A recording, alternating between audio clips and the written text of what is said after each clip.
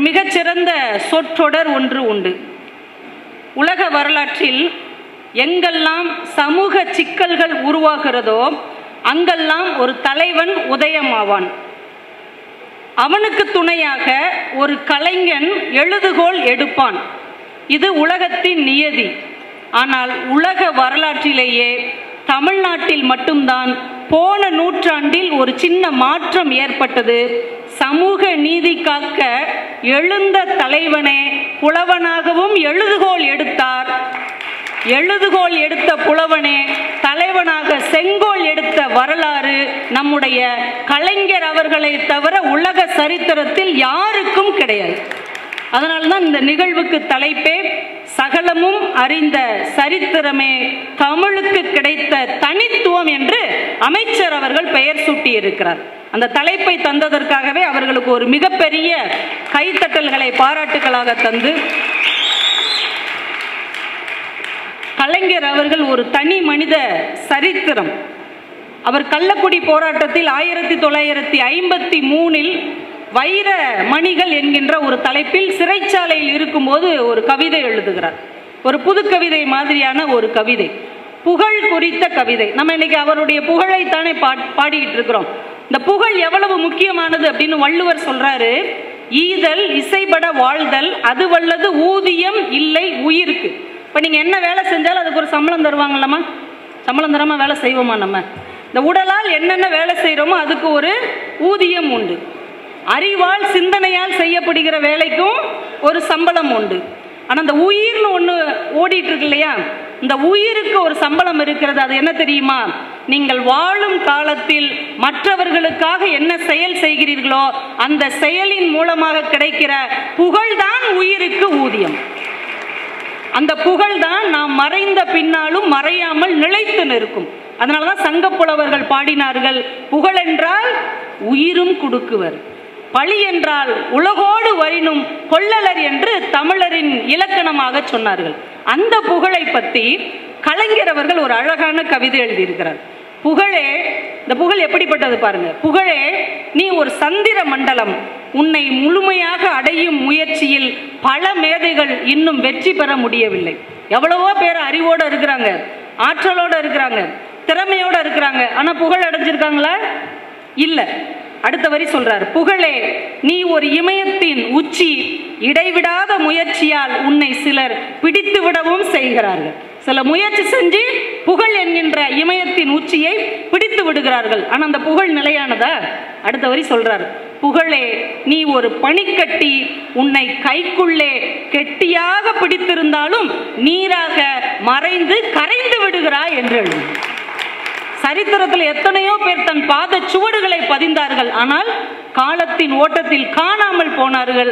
கடைசி வரி கலைஞர் சொன்னது அவருக்கே சொல்லிக் கொண்டது, புகழே நீ ஒரு நிழல். உன்னை பற்றி கவலைப்படாதவர்களை நீ தொடர்ந்து கொண்டே இருப்பாய். புகழை பற்றி எவன் ஒருவன் கவலைப்படாமல் செயலாற்றி கொண்டிருக்கிறானோ அவனை புகழ் நிழல் போட தொடர்ந்து கொண்டிருக்கும் என்று கலைஞர் சொன்னார் என்றால் இன்றைக்கு அந்த புகழ் கலைஞரை பின்பற்றி நடந்து கொண்டே இருக்கிறது. இது கலைஞரே நமக்கு சொன்ன புகழுக்கான ஒரு வரைவிலக்கணம். ஏன்னா புகழ்ச்சியும் இகழ்ச்சியும் தான் வாழும் காலத்திலேயே ஒரு சேர அனுபவித்த ஒரு தலைவர் உண்டு என்றால் அது டாக்டர் கலைஞர் கருணாநிதி அவர்கள் மட்டும்தான். அவர் ஒரு நாளும் புகழ்ச்சியை மனசுல ஏத்தல, இகழ்ச்சியை இதயத்தில் ஏத்தல. ரெண்டையும் சரிசமமாக எடுத்துக்கொண்டதால் இகழ்ச்சி இருந்த இடம் காணாமல் போனது, புகழ்ச்சி அவரை இமயத்தின் உச்சியில் உட்கார வைத்திருக்கிறது. இதைத்தான் நம்ம தலைவர் அவர்களிடமிருந்து கற்றுக்கொள்ள வேண்டும். எத்தனையோ தலைவர்கள் பேசிக்கொண்டே இருப்பார்கள், அவ்வளவுதான். சில தலைவர்கள் எதுவும் பேச மாட்டார்கள், ஆனால் செயலாற்றி கொண்டே இருப்பார்கள். ஆனால் உலக சரித்திரத்தில் பேசவும் செய்ய செயலாற்றவும் செய்த ஒரே தலைவர் என்றால் அது டாக்டர் கலைஞர் அவர்கள் மட்டும்தான். அதனாலதான் அவர் வீழ்வது நாமாக இருந்தாலும் வாழ்வது தமிழாக இருக்கட்டும் என்று தமிழுக்கு தன்னை தானமாக தந்தார். அவருடைய தில்லு பாருங்க, முதல் கவிதை தொகுப்பே இது கவிதை அல்ல அப்படின்னு போட்டார். கவிதை தொகுப்புக்கு பேரே கவிதை இல்லை. இப்படி சொல்ற தைரியம் யாருக்கு இருக்கும்? மு. மேத்தா தான் சொன்னாரு, புது கவிதையை தொடங்கி வைத்த பலர் தமிழ்நாட்டில் உண்டு, மரபு கவிதையை தொடங்கி வைத்தவர்கள் தமிழ்நாட்டில் உண்டு. ஆனால் புது கவிதையும் மரபு கவிதையும் இணைந்த புது மரபு கவிதையை தொடங்கி வைத்தவர் நம்முடைய டாக்டர் கலைஞர் தான் என்று பதிவு செய்திருக்கிறார். அதைத்தான் கவி பேரரசு வைரமுத்து சொன்னார், தமிழ் இலக்கிய வரலாற்றில் ஒரு முன்னுதாரணம் இல்லாத முதல் உதாரணம் டாக்டர் கலைஞர் என்று பதிவு செய்தார். என் இனிய நண்பர்களே, உயிரோடு இருப்பது என்பது வேறு, உயிர்ப்போடு இருப்பது என்பது வேறு. தான் வாழ்ந்த ஒவ்வொரு கணமும் உயிர்ப்போடு வாழ்ந்த தலைவர் நம்முடைய டாக்டர் கலைஞர் என்பதை நாம் மறந்துவிடக்கூடாது. 12 வயசுல அவர் அரசியலுக்குள் காலடி எடுத்து வைக்கிறார். 95 வரைக்கும் அவர் இயங்கி கொண்டிருந்திருக்கிறார். இத்தனை ஆண்டு காலமும் அவர் வாழ்ந்த ஒவ்வொரு நாளுக்கும் ஆவணம், ரெக்கார்டுன்னு சொல்லுவாங்க இல்லையா, ஆவணம் இருக்கிற ஒரே தலைவர் உலக வரலாற்றில் டாக்டர் கலைஞரை தவிர யாருக்கும் கிடையாது. 12 வயசுலேருந்து 95 வயசு வரைக்கும் ஒவ்வொரு நாளும் அவர் என்ன செயலாற்றினார், என்ன எழுதினார், முரசொலியில் என்ன சொன்னார், எந்த மீட்டிங்கில் கலந்து கொண்டார், எந்த திரைப்படத்துக்கு வசனம் எழுதினார், எங்கே பாட்டு எழுதினார் என்று எல்லாத்துக்கும் ரெக்கார்டு இருக்கிற, ரெக்கார்டு படைத்த ஒரு தலைவன் நம்முடைய டாக்டர் கலைஞர் அவர்கள். எல்லா துயரையும் தமிழை கொண்டே அவர் சரி செய்து கொண்டார். எமர்ஜென்சி காலம் நம்முடைய முதல்வர் உள்ளிட்ட எல்லா முக்கிய தொண்டர்களும் சிறைச்சாலையில் இருக்கிறார்கள். அங்கே ஒரே அடி, பயங்கர அடி விழுது. எல்லாரும் மன்னிப்பு கேளுங்க, உங்களை வெளியில் விட்டுறோம், எல்லாரும் மன்னிப்பு கேளுங்க, வெளியில் விட்டுறோன்னு பயங்கரமாக காவல்துறை அதிகாரிகள் அவங்கள பயங்கரமாக துன்புறுத்திக்கிட்டே இருக்கிறாங்க. இப்போ மேலிடத்துலேருந்து ஏதாவது தகவல் வராதான்னு இவங்க காத்துக்கிட்டே இருக்கிறாங்க. அடுத்து என்ன செய்யணும்? ஜெயிலுக்குள்ளே வந்தாச்சு, அடி வாங்கிக்கிட்டு இருக்கிறோம், அடுத்து என்ன செய்ய வேண்டும்னு தெரியாமல் திகைத்து கொண்டு இருக்கிறார்கள். முரசொலி டெய்லி சிறைச்சாலைக்கு வருது. பெரிய கொடுமை என்னன்னா, ஒவ்வொரு நாளும் முரசொலி தணிக்கை செய்யப்பட்டு வருகிறது. அதில் கலைஞர் என்ன எழுதினாலும் முக்கியமானதெல்லாம் அடிச்சிடுறாங்க. இதை சொல்லக்கூடாது, இதை சொல்லக்கூடாதுன்னு எடிட் பண்ணி அதுக்கப்புறம் தான் அனுப்பி வைக்கிறார்கள். இப்போ கலைஞர் ஒரு முடிவு எடுத்தார், என்னுடைய தொண்டர்களுக்கு நேரடியாக சொல்ல முடியாவிட்டாலும் தமிழால் என்னால் அறிவுரை சொல்ல முடியும் என்று சேரன் கணைக்கால் இரும்புரை என்கின்ற மன்னனின் வரலாற்றை அதில் பதிவு செய்கிறார். அந்த மன்னனை எதிரி நாட்டு அரசன் சிறை பிடிச்சிட்டான். அந்த எதிரி நாட்டு சிறைச்சாலையில் இந்த நாட்டு அரசன் இருக்கிறான். ரொம்ப தண்ணி தாகமாக இருக்குது. அங்கே வாசலில் காவலுக்கு இருந்த காவலன்ட்ட கொஞ்சம் குடிக்க தண்ணி தாப்பாங்கிறான். அவன் ரொம்ப அலட்சியமா, ரொம்ப எகத்தாளமா, ரொம்ப நேரம் கழித்து அந்த தண்ணியை கொண்டு வந்து கொடுத்து குடி அப்படின்னா, இவ்வளவு அலட்சியமாக கொடுக்கப்பட்ட தண்ணீரை மானத்தை இழந்து நான் குடிக்க மாட்டேன் என்று குடிக்காமலே உயிர் விட்டான் சேரன் கணைக்கால் இரும்புரை என்று அந்த கதையை அவர் முரசொலியில பதிவு செய்கிறார். இதை படித்த தொண்டர்களுக்கு புரிந்து போனது, நம் உயிரே போனாலும் எதிரிகளிடம் மண்டியிட்டு மானத்தை இழந்து வாழக்கூடாது என்று தலைவர் நம்மை வலியுறுத்தி இருக்கிறார். காலம் முழுக்க தமிழை கொண்டே தன் தொண்டர்களையும் பிள்ளைகளையும் வழிநடத்திய தலைவன் நம்முடைய தலைவராக இருக்கிறார். அவருடைய அந்த பிரசன்ஸ் ஆஃப் மைண்ட்னு சொல்லுவாங்க பாருங்க, இன்னைக்கு வரைக்கும் நீங்க அதை யாருக்கிட்டையுமே பார்க்கவே முடியாது. அப்படி ஒரு ட்ரெண்டியான பிரசன்ஸ் ஆஃப் மைண்ட். காலங்காலமா ஒரு கேள்வி எல்லாருமே கேட்பாங்க, எங்க கோழியிலிருந்து முட்டை வந்ததா, முட்டையிலிருந்து கோழி வந்ததா அப்படின்னு. இதே கேள்வி கலைஞர் அவர்களிடமும் வைக்கப்படுகிறது. ஐயா, கோழி முதலா முட்டை முதலா? டக்குன்னு பதில் சொன்னாரு, கோழி வியாபாரம் பார்க்கிறவனுக்கு கோழி முதலு, முட்டை வியாபாரம் பார்க்கிறவனுக்கு முட்டை தான் முதலு. எத்தனை காலமாக கேட்கப்பட்ட கேள்விக்கு விடையாக தலைவர் அவர்களுடைய பதில் அமைந்தது. ரொம்ப கேஷுவலா நிருபர்கள் கேட்டாங்க, உங்க வீட்டில் எப்படி மீனாட்சி ஆட்சியா சிதம்பரம் ஆட்சியா? பொதுவாக நம்மகிட்ட கேட்பாங்க இல்லையா, வீட்டில் கணவன் கை ஓங்கி இருக்கா மனைவி கை ஓங்கி இருக்கா அப்படின்னு. அப்படி கேட்குறாங்க, உங்க வீட்டில் எப்படி மீனாட்சி ஆட்சியா சிதம்பரம் ஆட்சியா? சிரித்து கொண்டே கலைஞர் சொன்னார், எங்கள் வீட்டில் எப்போதும் கலைஞர் ஆட்சி தான் என்று சொன்னார். டக்கு டக்குன்னு சொல்றேன். இந்த பிரசன்ஸ் ஆஃப் மைண்ட். தொல்காப்பியம்னு ஒன்று இருக்குதுங்க, எங்கள் புலவரையாவுக்கு தெரியும். ஒரு இலக்கணம் நடத்துறது ரொம்ப கஷ்டம். அந்த தொல்காப்பியத்தை ஒரு பூங்காவாக மாற்றி அடுத்த தலைமுறைக்கு எளிமைப்படுத்தி தந்தார். அதில் மெய் எழுத்துக்கள் 18. இந்த 18ங்கிற வார்த்தையை நம்ம மறக்கவே கூடாது. இதை எப்படி நமக்கு சொல்லி கொடுக்குறாரு கலைஞர் அவர்கள்? தேவர்களுக்கும் அசுரர்களுக்கும் ஒரு யுத்தம் நடந்ததுல, அந்த யுத்தம் 18 வருஷம் நடந்தது. அதே மாதிரி ராமாயணத்தில் யுத்தம் 18 மாதங்கள் நடந்தது. மகாபாரத யுத்தம் 18 நாட்கள் நடந்தது. சேரன் செங்குட்டுவன் வெறும் 18 நாளிகையில் கனக விசயரை அழித்து கண்ணகிக்கு கோயில் நாட்டினான். எல்லாமே 18, மெய்யெழுத்துக்கள் 18. ஒரு பாடத்தை, கடினமான விஷயத்தை இவ்வளவு இலகுவாக அடுத்த தலைவரைக்கு கொண்டு செல்ல முடியும் என்றால் அது கலைஞரை தவிர வேறு யாராலையும் முடியாது. அதனால தான் படிக்காத பாமர மக்கள்களின் பல்கலைக்கழகம் அவருடைய படத்தின் வசனம் என்று எழுதினார்கள். நாம் அப்படின்னு ஒரு திரைப்படம், அதில் கலைஞர் அவர்கள் வசனம் எழுதியிருக்கிறார். ஒரு பண்ணையாள் எப்போ பார்த்தாலும் தனக்கு கீழே இருக்கிற அந்த எளிய விவசாயிகளை, தொழிலாளிகளை அடிமைப்படுத்திட்டே இருக்கிறார். ஒரு நாள் அந்த தொழிலாளி ஒருத்தருக்கு செம்ம கோவம் வந்துருச்சு. அப்படி நிமிந்து பார்க்குறார். எப்பயும் தலையை குனிஞ்சு நிற்கிறவர் அந்த பண்ணையாரை இப்படி நிமிந்து ஏறிட்டு பார்க்குறார். இப்போ பண்ணையார் அவரை பார்த்து கேட்குறார், என்னடா என்னடா ஆச்சரிய குறி காட்டுகிறாய்? நிமிந்து நின்ட்டான் அவன். ஆச்சரிய குறி காட்டுகிறாய்? உடனே அந்த தொழிலாளி பதில் சொல்கிறான், ஆமாம் ஜமீன்தார் அவர்களே, ஆச்சரிய குறிதான். ஆச்சரிய குறி கொஞ்சம் வளைந்தால் கேள்விக்குறியாக மாறிவிடும். ஞாபகம் இருக்கட்டும், கேள்விக்குறிக்கும் அறிவாளுக்கும் அதிக வித்தியாசம் இல்லை என்று அவன் சொல்வான்.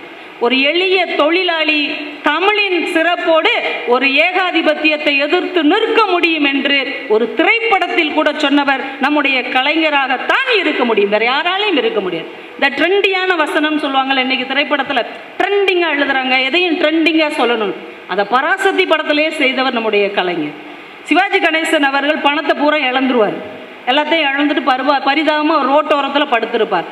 அப்போ போலீஸ் அவர் அடித்து எழுப்பி, என்னடா நீ பிக் பாக்கெட்டா அப்படின்னு கேட்பாங்க. நீ பிக் பாக்கெட்டா? இல்லைங்க, நான் எம்டி பாக்கெட் அப்படிம்பாரு. நான் எம்டி பாக்கெட், எதுவும் இல்லாதவன். என்னடா திரு முழிக்கிற, ஏன் முழிக்கிற? அப்படி தூங்கினவனை எழுப்புனா முழிக்கத்தானே செய்வான் அப்படின்னு. இன்னைக்கு இருக்கிற ட்ரெண்டிங்க்கு எத்தனை 30-40 வருடம் முன்னாலேயே சிந்தித்த ஒரு ஞாபக சக்தி நம்முடைய கலைஞர் அவர்களை தவிர வேற யாருக்கும் கிடையாது. எனக்கு கலைஞர் அவர்கள்ட்ட ரொம்ப பிடித்தது என்ன அப்படின்னா, ஓட்டு போடுகிறவர்களை மட்டும் அவர் யோசிக்கலார், தன்னுடைய தொண்டர்களை மட்டும் அவர் சிந்திக்கவில்லை, அடுத்து வளரக்கூடிய சின்ன குழந்தைகளையும் அவர் சிந்தித்தார். அதனால தான் குறள் ஓவியம் அப்படின்னு ஒன்று எழுதினார். தமிழ் வரலாற்றில் வந்த எல்லாருமே திருக்குறளுக்கு உரை எழுதினார்கள். திருக்குறளை எளிமையாக விளக்கம் செய்து மக்களுக்கு கொண்டு போனார்கள். ஆனால் சின்ன குழந்தைகளுக்கு திருக்குறள் போக வேண்டும் என்று அதை ஓவியத்தின் மூலமாகவும் கதையின் மூலமாகவும் கொண்டு சென்றவர் டாக்டர் கலைஞர் அவர்கள். அதில் நீங்கள் அதெல்லாம் படிக்கணும், குழந்தைகளுக்கு அதெல்லாம் பரிசாக கொடுக்கணும். இன்றைக்கி பிள்ளைங்க மொபைல் ஃபோனை எடுத்து வச்சா அதுலேருந்து வெளியவே வரமாட்டேங்கிறான். யூகேஜி படிக்கிற பையன் ஸ்கூல்லேருந்து வரும்போதே சொல்கிறாங்க, எனக்கு ரொம்ப ஸ்ட்ரெஸ்ஸாக இருக்குது, இனிமேல் நான் பள்ளிக்கூடத்துக்கு போக மாட்டேன் அப்படிங்கிறான். பள்ளிக்கூடத்துக்கு போகாமல் என்னடா செய்ய போகிறேன்? நான் வேலைக்கு போகிறேன். யூகேஜி படிக்கிறவனுக்கு என்னடா வேலை கிடைக்கும்? நான் எல்கேஜி பிள்ளைங்களுக்குலாம் டியூஷன் எடுக்கிறேன் அப்படிங்கிறான். பிள்ளைகள் எப்படி மாறிக்கிட்டு இருக்காங்க பாருங்கள். இந்த குழந்தைகளிடம்தான் நாம் திருக்குறளை கொண்டு செல்வதற்கு ஒரு பாலமாக டாக்டர் கலைஞர் அவர்கள் குறள் ஓவியத்தை நமக்கு படைத்திருக்கிறார். இந்த குறள் ஓவியம் புத்தகத்தை நீங்கள் எடுத்து பாருங்களேன், 354 திருக்குறளுக்கு தான் அவர் ஓவியத்தோடையும் கதையோடையும் எழுத அவருக்கு நேரம் அமைஞ்சது. ஆனால் அதுவே நம்ம தலைமுறைக்கு போதுமானதாக இருக்கிறது. அதில் ஒரு காட்சி, திருவள்ளுவர் ஒரு குடியில் உட்காந்துருப்பார், ஒரு குடிசையில். அவர் முன்னாடி 2-3 மாணவர்கள் இருப்பாங்க. குடிசை வாசல்ல ஒரு வேடன் நிற்பான். குடிசைக்குள்ள ஒரு சின்ன மான் இருக்கும். இந்த படத்தை வரைஞ்சிருக்கு, கீழே அந்த கதையை எழுதுறார். வள்ளுவர் ஒரு நாள் தன் குடிலில் உட்கார்ந்து மாணவர்களுக்கு பாடம் நடத்தி கொண்டிருந்தார்.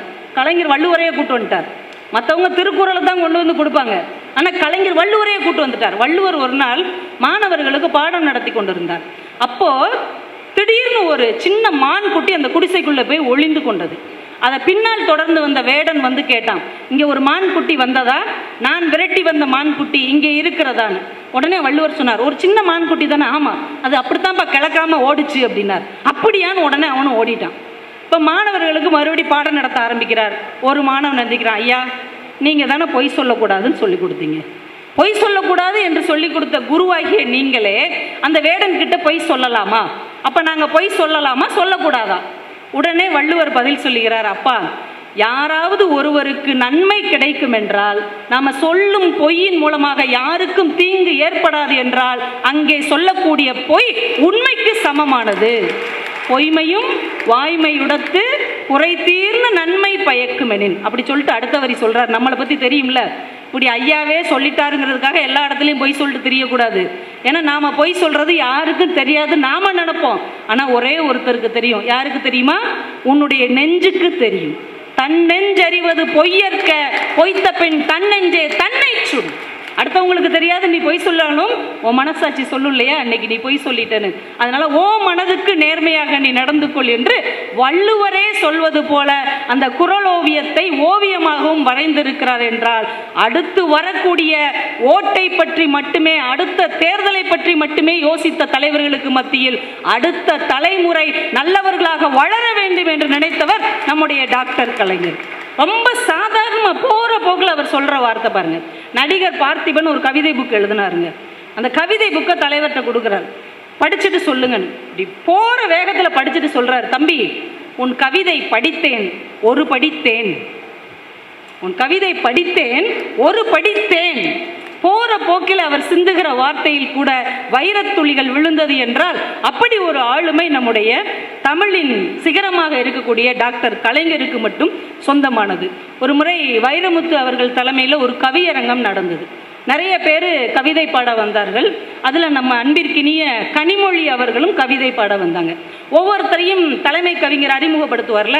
இப்போ கனிமொழி அவர்கள் கவிதை பாட வரும்போது வைரமுத்து சொன்னார், அம்மா எங்கள் எல்லோருக்கும் தமிழ் தாய்மொழி, உங்களுக்கு மட்டும்தான் தமிழ் தந்தை மொழி என்று சொன்னார். ஆனால் என் இனியவர்களே, தமிழ்நாட்டில் வாழுகிற எல்லோருக்குமே தந்தை மொழி என்று ஒன்று இருக்கிறது. அது டாக்டர் கலைஞர் நமக்கு தந்த ஒரு முந்திய மொழி என்பதை நாம் உணர்ந்து கொள்ள வேண்டும். அரசியலில் அவருக்கு நண்பர்கள் கூட எதிரிகளாக மாறினார்கள். அவர் வாழ்க்கையை படித்து பார்த்தா தெரியும். அவருக்கு நண்பர்களாக இருந்தவர்கள் கூட அரசியலில் எதிரிகளாக மாறினார்கள். ஆனால் இலக்கியத்தில், தமிழில் அவருக்கு எதிரிகளாக இருந்தவர்கள் கூட நண்பர்களாக மாறினார்கள் என்றால் அந்த எழுத்தின் ஆளுமை, சொல்லின் ஆளுமை, தமிழின் ஆளுமை அவருக்கு சொந்தமானது. 2018 வருஷம் ஆகஸ்ட் 9 தலைவர் அவர்கள் ரொம்ப செயல் இழந்து கொண்டு இருக்கிறார். அந்த முதுமையின் முகட்டில் நின்று கொண்டிருக்கிறார். அவர் பேசுறது நின்றுச்சு, எழுதுறது நின்றுச்சு, எல்லாமே குறைந்து விட்டது. அப்போ புதிய தலைமுறை ஏட்டில் ஒரு தகவல் வந்தது. தலைவருடைய வீட்டில் உள்ளவங்க ஒரு நோட்டும் ஒரு பேனாவும் கொடுத்து உங்களுக்கு என்ன தோணுதோ அதை எழுதுங்க அப்படின்னு சொன்னாங்க. அவர் வாங்கி வச்சுக்கிட்டே இருந்தார். ஏதாவது ஒரு வார்த்தை எழுதுங்க, உங்கள் மனசில் என்ன தோணுதோ ஒரு வார்த்தை எழுதுங்க அப்படின்னாங்க. இல்லை ஏதாவது ஒரு பேர் மட்டும் கூட எழுதுங்க அப்படின்னு. ரொம்ப நேரம் யோசித்து விட்டு தலைவர் கலைஞர் அவர்கள் எழுதினார். 3 வார்த்தை எழுதினார். ஒன்று பெரியார், இன்னொன்று அண்ணா, இன்னொன்று தமிழ்நாடு என்று எழுதினார். சகலமும் அறிந்த சரித்திரமே, தமிழுக்கு கிடைத்த தனித்துவம். அருமையான தலைப்பு. இதுவரைக்கும் இந்த 100 விழாக்களில் யாரும் போடாத தலைப்பு. சகலமும் அறிந்த சரித்திரம் என்பதில் இந்த தலைப்பை ஒட்டி அன்பு சகோதரி கவிதா ஜவஹர் ஒரு நல்ல ஆற்றொழுக்கான அரங்கத்தை முதலிலே தொடங்கி வைத்து சிறப்பாக பேசியிருக்கிறார். என்னம்மா நல்லதானே பேசுனங்க? ஒரு கைத்தட்டுவ கொடுங்கம்மா. பிள்ளைங்க இப்பெல்லாம் பெண் பிள்ளைகள் பேசுறதே பெரிய அழகு. ஒரு காலத்தில் வீட்டுக்குள்ளேயே தான் பேசுவாங்க. சகலமும் அறிந்த சரித்திரம், தமிழுக்கு கிடைத்த தனித்துவம். முத்தமிழ் அறிஞர் இன்னைக்கு ஒரு சிறப்பு சேர்த்து இருக்கிறார் இந்த நிகழ்ச்சியில். எது எப்படியோ இவ்வளவு தாய்மார்களையும் சீரியலிருந்து காப்பாற்றியிருக்கிறார். அதே பெரிய விஷயம். ஏன்னா இப்போ இருக்கிற சிக்கல் அங்கே தான் இருக்குது. சாதாரண சீரியலில், பழிவாங்கிற சீரியலில் பலியிடப்படக்கூடாதுன்னு தான் முத்தமிழறிஞர் கலைஞர் அவர்களே ராமானுஜரையே தொடராக்கி காட்டி ஒரு நல்ல சிறப்பை சேர்த்திருக்கிறார். அதை பார்த்து மகிழ்ந்தவங்களுக்கு நல்லா தெரியும். அவருடைய ஆற்றலுக்கு நிகராக இந்த உலகத்தில் யாரையும் கொண்டு வந்து ஒப்பிட முடியாது. தன்னை தானே செதுக்கி கொண்ட ஒரு சுயம்பு அவர். இதை விட எனக்கு வார்த்தை கிடைக்கல. அவருக்கு யாருமே இல்லை. பெரிய பெரிய ஆச்சரியங்கள்லாம் இருக்கு. சேர மன்னன், சோழ மன்னன், பாண்டிய மன்னர்கள் எல்லாம் இந்த மண்ணை ஆண்டவர்கள். குறிப்பாக பாண்டிய மன்னர்களுக்கு தமிழிலே ஒரு சந்தேகம் வருமானால் புலவர்களை கூட்டி சந்தேகத்தை கேட்பார். புலவர்கள் சந்தேகத்தை தீர்த்து வைப்பார்கள். ஆனால் முத்தமிழறிஞர் கலைஞர் அவர்களோ தமிழ்நாட்டில் இருந்த புலவர்களின் சந்தேகங்களை தீர்த்து வைத்த புதுமை அரசர் அவர் ஒருவர் தான். பல புதுமைகள். அவருடைய கடிதம் உலக வரலாற்றில் இடம்பெற வேண்டிய ஒரு உன்னதமான ஒரு சிறப்பு. 4051 கடிதங்களை எழுதியிருக்கிறார். இன்றைக்கு அந்த 4051 கடிதங்களும் 55 நூல்களாக வெளியிலே ஒரு தொகுப்பாக வந்திருக்கிறது. சார், யாராலையும் எழுத முடியாது. கின்னஸ் ரெக்கார்டில் இடம்பெற வேண்டிய அற்புத செய்தி அது.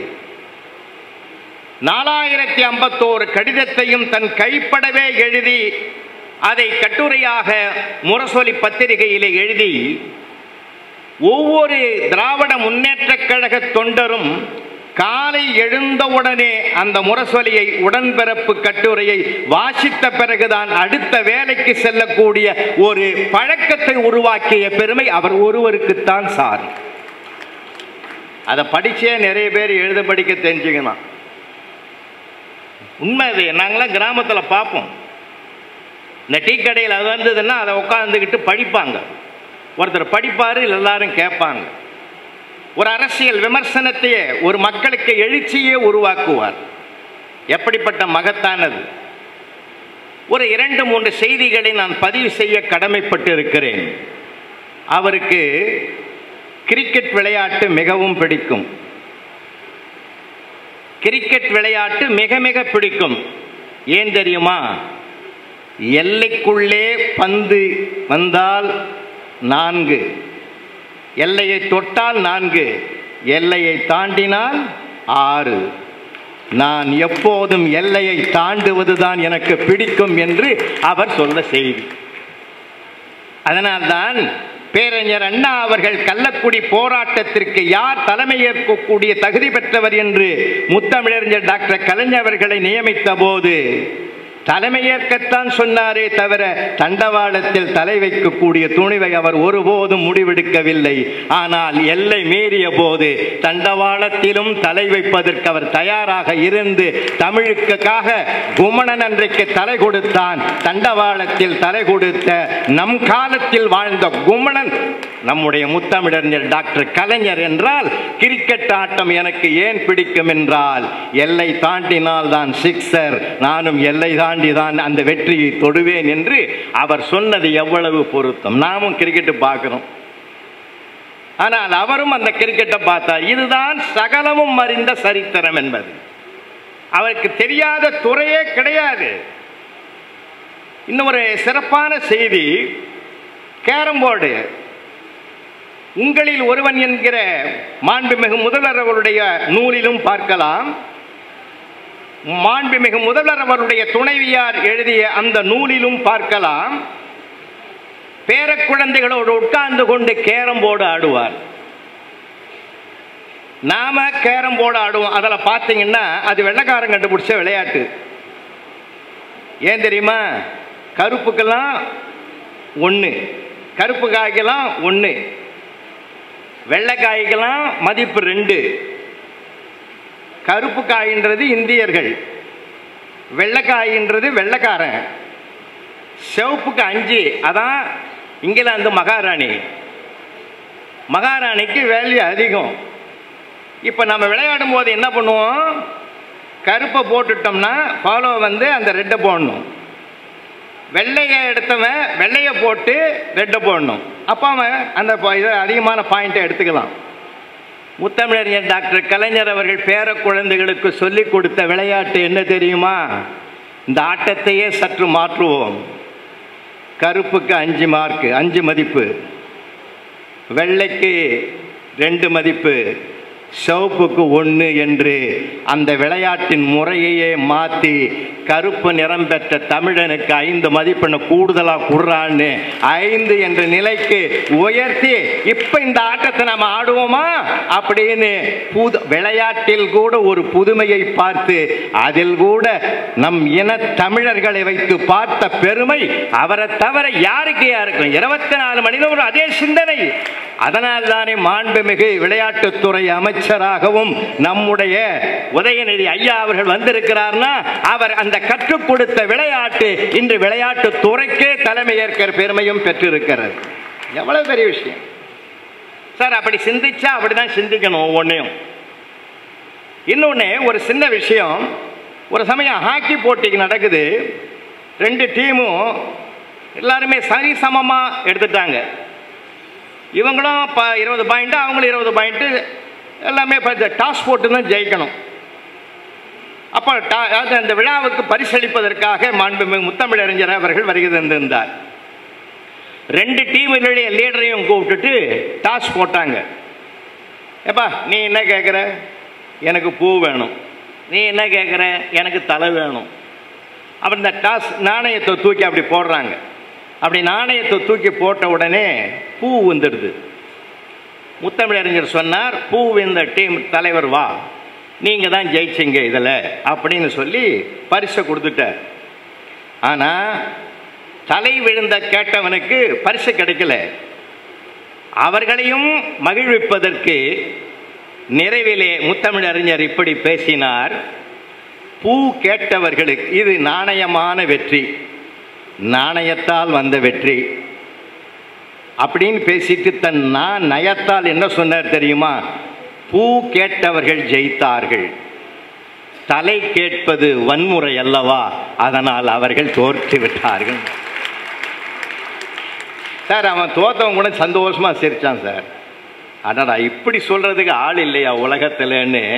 அது என்ன அழகு பார்த்தீங்களா சார்? உபநிஷதம்னு அதில் ஒரு வார்த்தை வரும், நாம் எதுவாக மாற வேண்டும் என்று சதா நினைக்கிறோமோ நாம் அதுவாகவே மாறுவோம் என்பதுதான் உபநிஷத்தினுடைய சாரம்.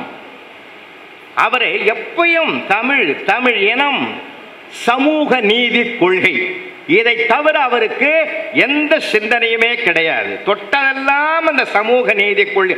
15 வயதில் இருந்து இளமைப்பலி என்ற கட்டுரையை எழுத தொடங்கிய நாளிலிருந்து நெஞ்சுக்கு நீதி என்ற 6 பாகத்தையே நிறைவேற்றுகிற 95ஆம் அகவை வரையில் எழுதிக்கொண்டே இருந்த ஒரு இமயம் முத்தமிழறிஞர் டாக்டர் கலைஞர் அவர்கள் தான் என்பதை நினைந்த ஒவ்வொரு தமிழனும் பெருமைப்படணையா.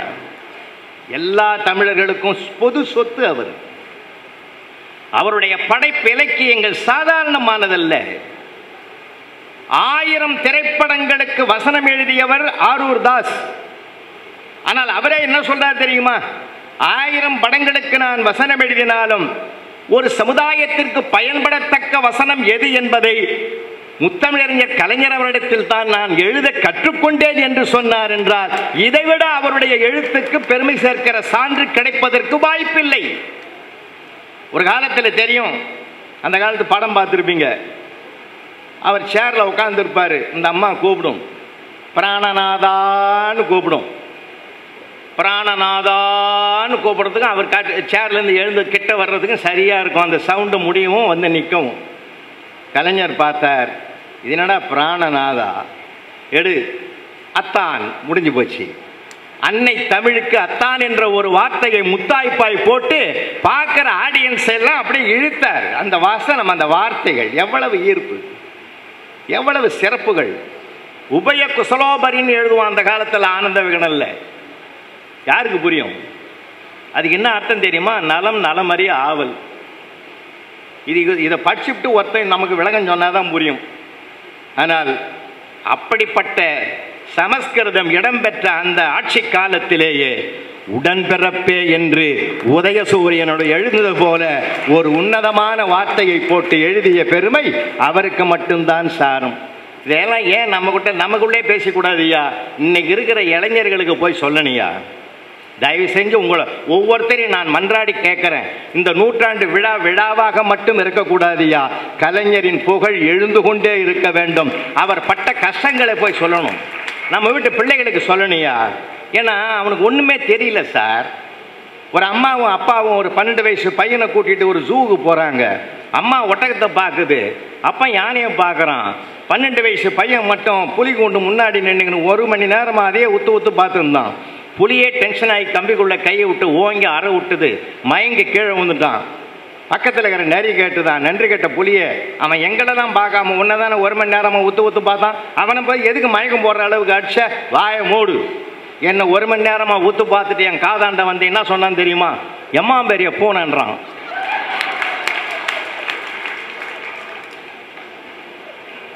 அவனுக்கு பூனை எதுன்னு தெரியல, புலி எதுன்னு தெரியல.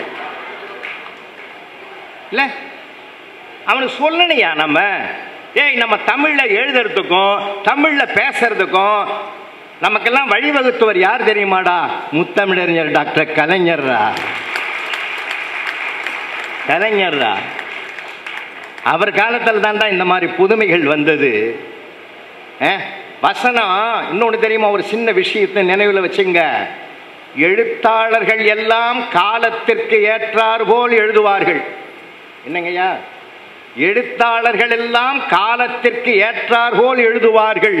கலைஞர் ஒருவர் தான் தன் எழுத்தால் காலத்தையே வரவழைத்தவர். காலத்தையே தன் வலைக்குள் கொண்டு வந்து நிறுத்தினார். காலமே, என் எழுத்துக்கு நீ தலைவணங்கு, உனக்கு நான் வணங்க மாட்டேன். தொட்ட இடங்கள் எல்லாம் சமூக நீதி கொள்கை சார். அழகா சொன்னாங்களே கவிதா ஜவஹர், அந்த வசனத்தை ஒன்று சொன்னாங்களே. அந்த காலத்தில் பராசக்தி படம், சிவாஜி கணேசன் எல்லாரும் வெளியில் ட்ராமா போட்டு வியட்நாம் எல்லாம் போட்டுட்டு திரும்பி காரில் வருவாங்க. இந்தியை தாண்டி தமிழ்நாட்டு எல்லாம் உள்ள நுழையுது. உள்ள நுழையும் போதே அம்மா தாயே அப்படின்னு பிச்சைக்காரன் குரல் வெளியில் கேட்குது. உள்ள சிவாஜி கணேசன் சொல்லுவார், அவர் எழுதின வசனம், தமிழ்நாட்டின் எல்லை வந்து விட்டதா. அந்த ஆமாம், அந்த நாளில் தமிழ்நாடு எப்படி இருந்ததுன்றத ஒரே ஒரு வரியில் சொல்லிட்டார் சார். அம்மா தாயேன்னு போது தமிழகத்தின் எல்லை வந்து விட்டதா அப்படின்னும் போது எவ்வளவு அக்கறை, எவ்வளவு ஆர்வம். ஒவ்வொரு எழுத்தும் அவர் சொன்னபடி கேட்டதையா. உண்மையிலே சொல்றேன், அதை படித்து எவ்வளவு எழுச்சி பெற்றார்கள் தெரியுமா? அதனால்தான் அவர் எப்பயுமே சொல்லுவார், ஒரு இடத்துலையும் அவர் அவராகவே இருப்பார். தன்னுடைய மனதை சிதறடிக்க மாட்டார். பெண்களுக்கெல்லாம் எவ்வளவு உரிமை தேடி கொடுத்துருக்கிறாருமா. உண்மையிலேயே தாய் குலங்கள் அதில் உண்மையிலே பெருமைப்படணுமா. நான் விளையாட்டுக்கு சொல்லலை, வேடிக்கை சொல்லலை, மேடைக்காக சொல்லலை. வர்ற பாராளுமன்றம் உங்கள் கையில் தான் இருக்கு. நான் விளையாட்டுக்கு சொல்லலை, வேடிக்கைக்கு சொல்லலை. சொத்துரிமை வாங்கி உங்களுக்கு கொடுத்தவரே அவர் தானம்மா. அன்னைக்கு நன்றி செலுத்த வேணாமா? சொத்துரிமை பெற்றது நமக்கு எவ்வளவு பெரிய விஷயம். அன்னைக்கு கூட ஒரு வீட்டுக்காரரை அழைச்சிக்கிட்டு அந்த அம்மா ஜவுளி கடைக்கு போகுது. அந்த ஜவுளி கடைக்கு போய் அந்த ஆளை சொல்லுது, நீ இங்கே உக்காந்துரு அப்படின்னு செக்யூரிட்டி பக்கத்துலேயே பெஞ்சில் உட்கார வச்சுட்டு உள்ளே போட்டுது. நீ கூடவே வந்தீங்கன்னா குறைஞ்சி கிடப்ப, இதை எடுக்காத அதை எடுக்காதன்னு. ஏன்னா நீங்கள் கலரை பார்ப்பீங்க, அவன் பில்லை பார்ப்பான். அதனால் நீ இங்கே உக்காரு. ஆமாம், நான் எத்தனை தடவை பார்த்துருக்கேன். அதனால் நீ இங்கே உக்காரு அப்படின்னு அவனை உட்கார வச்சுட்டு அந்த மாதிரி உள்ளே போயிட்டுது. உள்ளே போய் போராடுது ஒரு 7 மணி நேரமாக. இதை இறக்கு, இந்த புடவை எடுக்கிற அழகு இருக்குது, சும்மா லேசான விஷயம் இல்லை. 500 புடவை ஒரு ரேக்கில் அடுக்கி வச்சுருப்பான். இதை எடுனா 500 கீழே வந்துடும். என் வீட்டுக்காரி கேட்பா பாரு ஒரு கேள்வி, வேற இல்லையா? அந்த பையன் என்ன பார்த்துட்டு சிரிப்பான், எப்படா சமாளிக்கிறேன்ற மாதிரி இருக்கும். அவன் சிரிப்பான், ஏன்டா சிரிக்கிறேன்னு, வேற இருந்தால் மட்டும் நீ எடுக்க போறியா? அவ்வளவு எவ்வளவு ஒரு போராட்டம். 7 மணி நேரமா அந்த புடவையை தேடி அலசி எதுவுமே கிடைக்கும். அந்த அம்மா வந்து வீட்டுக்காரனை உட்கார வச்ச ஞாபகம் வந்துடுது, குழந்தை ஞாபகம் வந்த மாதிரி ஓடி வந்தது. ஓடி வந்தா அவனை காணோம். அங்க செக்யூரிட்டி பக்கத்தில் நிற்கிறான். செக்யூரிட்டியா ப்ளூ கலர் சட்டை போட்டு எங்கள் வீட்டுக்காரரை உட்கார வச்சுட்டு போனேன், அவர் எங்க அப்படின்னா. அந்த செக்யூரிட்டி சொன்னா, அடியே என்னை நல்லா பாரு. அவன் தான் செக்யூரிட்டியா நிற்கிறான். அந்த அம்மாவை கேட்டது, நீ ஏன் அந்த செக்யூரிட்டியா நிற்கிறேன்னு. நீ உள்ள போனியா? அந்த செக்யூரிட்டி நின்று இருந்தானா? அவன் சோகமாக இருந்தான். என்னடா சோகம்னு கேட்டேன். டியூட்டி மாத்திரம் வரல அப்படின்னா. நான் யோசித்தேன், நீ வர்றதுக்கு எப்படியா இருந்தாலும் குறைஞ்சது 8 மணி நேரம் ஆகும். இந்த வேலை 8 மணி நேரம் தானே என்ன? ஆமான்னா. சரி, நேரம் போனதுக்கும் போகிற மாதிரி போவோம். எவ்வளோ சம்பளம்னு? 400 ரூபான்னா. சபாஷ், விட்றா அந்த வேலைன்னு நானே இந்த மாட்டிங்கன்னு நிற்கிறேன்டி, வேற ஒன்றும் இல்லைன்னா. அந்தம்மா கண்ணெல்லாம் கலங்குது சார். அடே, உனக்கும் எனக்கும் கல்யாண பொருத்தம் பார்த்த ஐயர் சொன்னார், எல்லாத்த விட மனப்பொருத்தம் தான் 100க்கு 100 இருக்குதுன்னு சொன்னான் அந்த ஆள். அதை இன்னைக்கு தான்யா பார்க்குறேன். எடுத்து வச்ச புடவைக்கு 400 ரூபா குறையுதேன்னு நான் பில்லு போடாமல் வந்தேன். அதை கரெக்டாக எப்படியா சம்பாதிச்ச? அவன் 400 அவுட்டு. அம்மா எவ்வளவு சுதந்திரமா இருக்கீங்க. நம்ம பள்ளிக்கூடத்து பிள்ளைகள்லாம் போற காட்சியை பார்த்தா ஆனந்தமா இருக்குதுமா. அதனால் தானே நம்ம மாண்புமிகு தமிழக முதல்வர் தளபதி அவர்கள் கல்லூரி வாசல் கனவு என்று நினைத்திருந்த பெண் குழந்தைகளுக்கெல்லாம் கல்லூரி வாசலுக்கு நுழைய மாதம் 1000 ரூபாய் கல்வி உதவித்தொகை கொடுப்பதற்கு வந்திருக்கிறார் என்றால் பெருமைப்படணையா, பெருமைப்படணும் சார். எதையெல்லாம் பாராட்டணுமோ அதை பாராட்டணும் சார். எதற்கெல்லாம் நாம் நன்றி சொல்லணுமோ நன்றி சொல்லணும் சார். அதுதான் தமிழனுடைய பண்பாடு, அதுதான் மனித நேயம். அதை நம்ம கைவிட்டக்கூடாது. பிள்ளைகளுக்கு சொல்லுங்கய்யா, சாதாரணமானதல்ல. பெருந்தலைவர் காமராஜர் மதிய உணவு திட்டத்தை கொண்டு வந்தார். நான் மகிழ்ந்தோம், இன்றைக்கும் அதை பாராட்டுகிறோம். ஆனால் மதிய உணவு சாப்பிட்டு விட்டு மதியம் மட்டும்தான் பள்ளிக்கூடத்தில் உட்கார்ந்துங்கிறான். ஆனால் கருணையோடு அதற்கு காரணத்தை அறிந்து காலை உணவும் கொடுத்தால் நாள் முழுவதும் இவன் இருப்பான் என்று தளபதி அவர்கள் சிந்தித்து செயல்படுத்துகிறார் என்றால் இதுதாங்க மனித நேயம். இதுதான். யார் செய்வாங்க இந்த வேலையை? யார் செய்வார்கள்? சமூக சிந்தனையாளர்கள் தான். சமூக நீதி கொள்கையை கையில் எடுத்தவர்களால் தான் அது சாதித்து காட்ட முடியும் என்றால் அப்படிப்பட்ட ஒரு சாதனை திருநாளாகத்தான் இன்றைக்கு நாம் தமிழகம் தலை நிமிர்ந்து கொண்டிருக்கிறது இல்லையா? அப்படிப்பட்ட ஒரு பெருமையான காலம். பிள்ளைகளுக்கு நிறைய சொல்லிக் கொடுங்க. வளரும் சமுதாயத்திற்கு இந்த செய்தி போய் சேரணும் சார். அவங்களுக்கும் சொல்லுங்க. ஏன்னா வருங்காலத்தை தீர்மானிக்க போகிறவர்கள் அவர்கள். திசை மாறி போய்விடக் கூடாது என்பதற்காக இதை நான் சொல்றேன். முத்தமிழறிஞர் கலைஞர் அவர்கள் தமிழுக்கு கிடைத்த ஒரு வரமாக இருந்ததும் அல்ல, அவர் ஒரு தமிழ் அவதாரத்தையே எடுத்தார் என்றுதான் நான் அன்போடு சொல்லிக் கொள்வதிலே பெருமைப்படுவேன். ஆண்டவன் 10 அவதாரம் எடுத்திருக்கலாம், ஆனால் கலைஞர் ஒரு அவதாரத்திலேயே 10 முறை அல்ல 100 முறை அல்ல தமிழுக்கு யாராலும் செய்ய முடியாத பெருமிதத்தை சாதித்திருக்கிறார். கற்றவர்களையே கலங்க வைக்கக்கூடிய தொல்காப்பிய இலக்கணத்திற்கு அவர் பூங்காவாக உரை எழுதியிருக்கிற அழகு இருக்கிறதே. திருக்குறளுக்கு உரை எழுதியவர்கள் மத்தியிலே அதற்கு ஓவியம் தீட்டியவர் அவர்தான் ஐயா. யார் கொண்டு போய் அந்த கன்னியாகுமரியிலே கொண்டு போய் 133 அடி உயரத்திலே வள்ளுவனுடைய சிலையை நிறுவுவதற்கு என்ன காரணம்? யோசித்தார் கலைஞர். வடக்கே பெருமை சேர்ப்பது வேங்கடமலையிலே பெருமாள் என்றால் தெற்கே பெருமை சேர்ப்பது வள்ளுவனாக இருக்கட்டும் என்று அந்த படைத்தவனுக்கு நிகராக பொருளை படைத்தவனுக்கு கொண்டு போய் சிலை வைத்தார் என்றால் இந்த சிறப்பு தான் அவர் சகலமும் அறிந்த சரித்திரம் என்பதற்கு காரணம். சாதாரணமான சரித்திரம் அல்ல சார். அந்த சரித்திரம் சாதாரணமானதல்ல. யாரையும் அவரை வணங்கியது கிடையாது. எந்த நேரத்தில் எதை கேட்க வேண்டுமோ அதை கேட்டவர் அவர். ஒரு முறை அவர் மேடையிலே பேசிக் கொண்டிருக்கிறார். எடுத்துக்கொண்ட பொருளை முடிக்க முடியவில்லை. 15 நிமிடம் தான் பேச வேண்டும் என்று தீர்மானிக்கப்பட்ட அந்த மேடை நேரத்திலே 16வது நிமிடம் அவருடைய உரை நீண்டு கொண்டிருக்கிறது. தந்தை பெரியார் அவர்கள் மேடையிலே யாருக்கு கொடுத்த நேரம் முடிந்து விட்டதோ, நாங்கெல்லாம் பட்டிமன்றத்தில் பெல் அடிக்கிற மாதிரி அவர் கைத்தடியாலும் டொக்கு டொக்குன்னு குத்துவார். அந்த சவுண்டெல்லாம் அவன் முடிச்சிடணும்னு அர்த்தம். ஆனால் முத்தமிழறிஞர் கலைஞர் அவர்கள் உணர்ச்சிகரமாக பேசிக் கொண்டிருக்கிற போது தந்தை பெரியார் டொக்கு டொக்குன்னு சத்தத்தை எழுப்பினார் கைத்தடியால. அவர் மைக்கிலே சொன்னார், முத்தமிழறிஞர் தந்தை பெரியார் அவர்கள் சில சமயம் கைத்தடியை வீட்டில் வைத்து விட்டு வர வேண்டும்னு சொன்னார். அவர் தான் இப்படி பண்றாருன்னு அஞ்சவில்லை. எந்த சூழ்நிலையிலும் அவர் அவராக இருந்தார் சார். இன்னொன்னு தெரியுமா? இயல் தமிழ், இசைத்தமிழ், நாடகத்தமிழ் என்று முத்தமிழாக இருந்த தமிழை கணினி தமிழ் என்று அவர் ஆட்சி காலத்தில் தான் 4வது தமிழாக கொண்டு வந்தார்.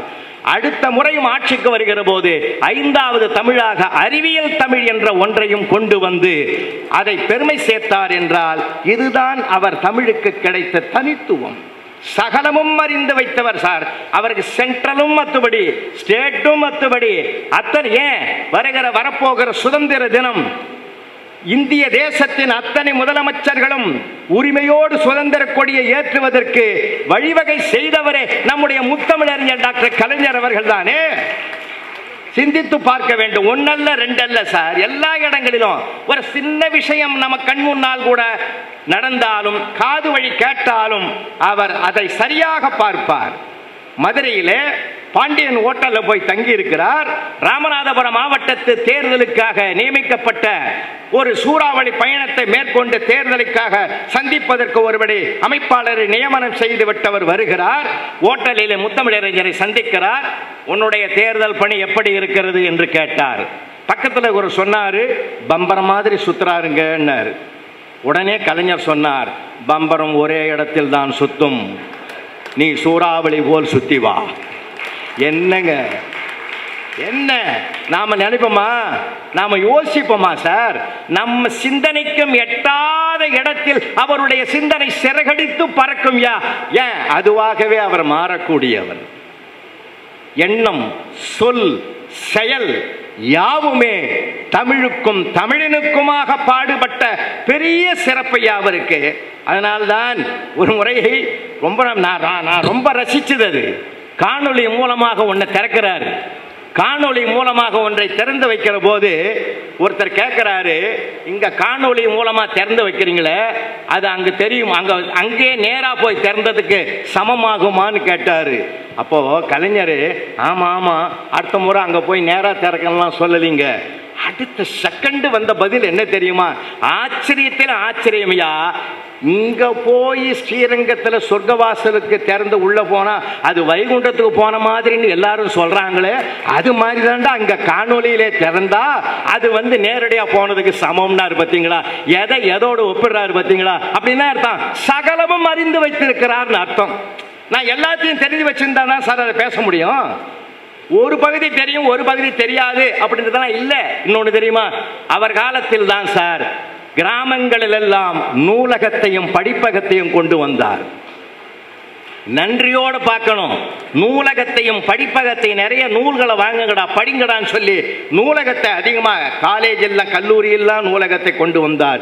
அதனால் தான் இன்றைக்கு மாண்புமிகு தமிழக முதல்வர் தளபதி அவர்கள் புத்தக திருவிழாவை தலைநகரத்திலும் ஈரோட்டிலும் மட்டும் நடத்தினால் போதாது, தமிழ்நாட்டின் அத்தனை மாவட்டங்களிலும் நடத்த வேண்டும் என்று ஆணை பிறப்பித்து இன்றைக்கு மாவட்டங்கள் தோறும் புத்தக திருவிழாக்கள் நடக்கிறது. நான் சமீபத்தில் கூட அரியலூரில் பேசியிருக்கிறேன். 2-3 நாளைக்கு முந்தி தஞ்சாவூர்ல பேசினேன். அதற்கு 6 மாத காலத்திற்கு முன்பு ராமநாதபுரத்தில் பேசினேன். ராமநாதபுரத்து மாவட்ட ஆட்சித்தலைவர் அந்த நிறைவு விழாவிலே அறிக்கை விட்ட போது என்ன அறிக்கை சொன்னார் தெரியுமா? 6.25 கோடி ரூபாய்க்கு நூல்கள் வித்திருக்கிறது என்ற பெருமிதமான செய்தியை கேட்கிற போது 6.25 கோடி ரூபாய்க்கு என் மக்கள் தம் நூல்களை வாங்கி இருக்கிறார்கள் என்றால் ஒரு நூல் ஒரு நண்பனுக்கு சமம் என்று முத்தமிழறிஞர் அடிக்கடி சொல்லக்கூடிய வார்த்தை இன்றைக்கு மெய்யாகி இருக்கிறது என்றால் சிந்தித்து பார்க்க வேண்டும்.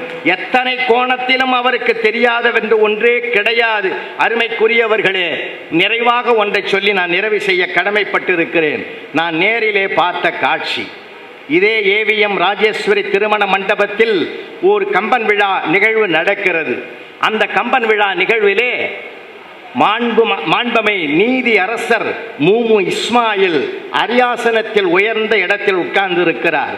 அவருக்கு அருகில் சரியாசனம் போட்டு முத்தமிழறிஞர் டாக்டர் கலைஞர் அவர்கள் உட்கார்ந்திருக்கிறார்கள்.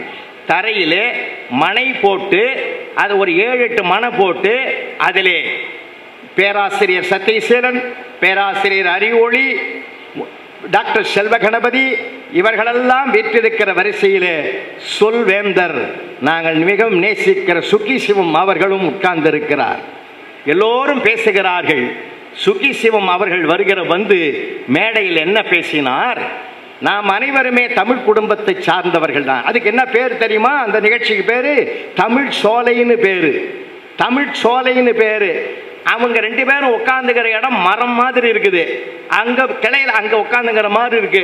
கீழே இவங்க சோலையில பூஞ்செடிகள் பக்கத்தில் உட்காந்துங்கிற மாதிரி அதை செட் பண்ணியிருக்காங்க. தமிழ் சோலை அது. அப்ப சொன்னாரு, நாமெல்லாம் தமிழ் குடும்பத்தை சார்ந்தவங்க தானே, அவர்களுக்கு மட்டும் என்ன இருக்கைகளை உயரத்தில் வைத்து விட்டு எங்களை கீழே உட்கார வைத்து விட்டீர்கள்னு அவர் அந்த துணிச்சலோடு கேட்டார். இதுக்கு யாரும் பதில் சொல்லலை. எல்லாரும் பயந்துட்டாங்க. நம்முடைய முத்தமிழறிஞர் உட்கார்ந்துங்கிறாரு, அவருக்கு முன்னாடி இப்படி கேட்டுட்டாருன்னு. எல்லாரும் பேசி முடிச்சுட்டாங்க. பேசி முடிக்கிறதுக்கு 1 மணி நேரம் இருக்கும். அந்த 1 மணி நேரத்துக்கு பிறகு முத்தமிழறிஞர் டாக்டர் கலைஞர் அவர்கள் நிறைவுரை நிகழ்த்துவதற்கு வருகிற போது அதை குறிப்பிட்டு சொன்னார். தம்பி சுகி சிவம் இப்படி கேள்வி கேட்டார், தம்பி சுக்கி செல்வ சிவத்துக்கு சொல்லிக் கொள்ளுகிறேன், இது தமிழ் சோலை, இது தமிழ் சோலை.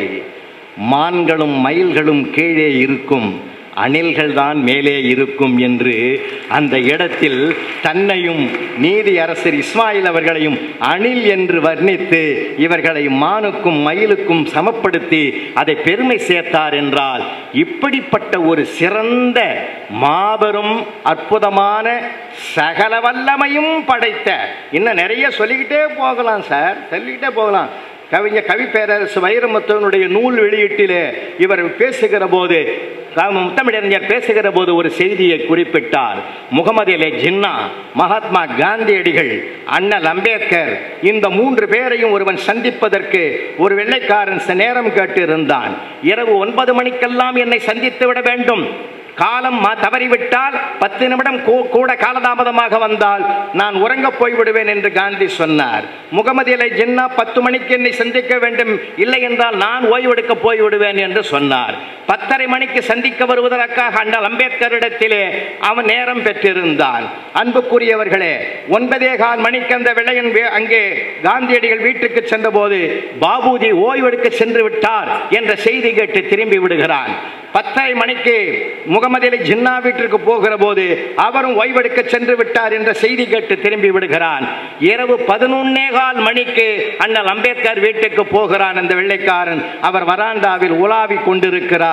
அப்பொழுது அவன் கேட்டான், பாபுஜி குறித்த நேரத்தில் நான் வரவில்லை என்பதனாலே ஓய்வெடுக்க போய்விட்டார். முகமது அலி ஜின்னாவும் நான் குறித்த நேரத்தில் வரவில்லை என்பதனால் ஓய்வெடுக்க போய்விட்டார்.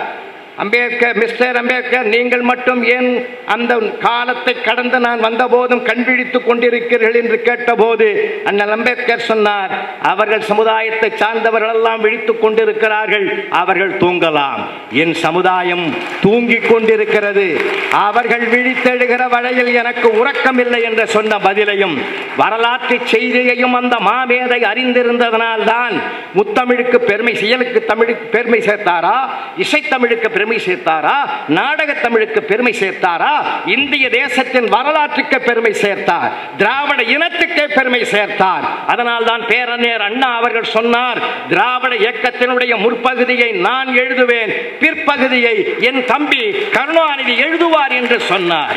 இன்னும் ஒன்றை நான் உங்களுக்கு குறிப்பிட்டு சொல்லி விடைபெறுகிறேன். இந்திய தேசத்தினுடைய அரசியல் வரலாற்றை எந்த பேதமுடைய மனிதன் எழுதினாலும் முத்தமிழறிஞர் கலைஞரை தொடாமல் எழுதவே முடியாது.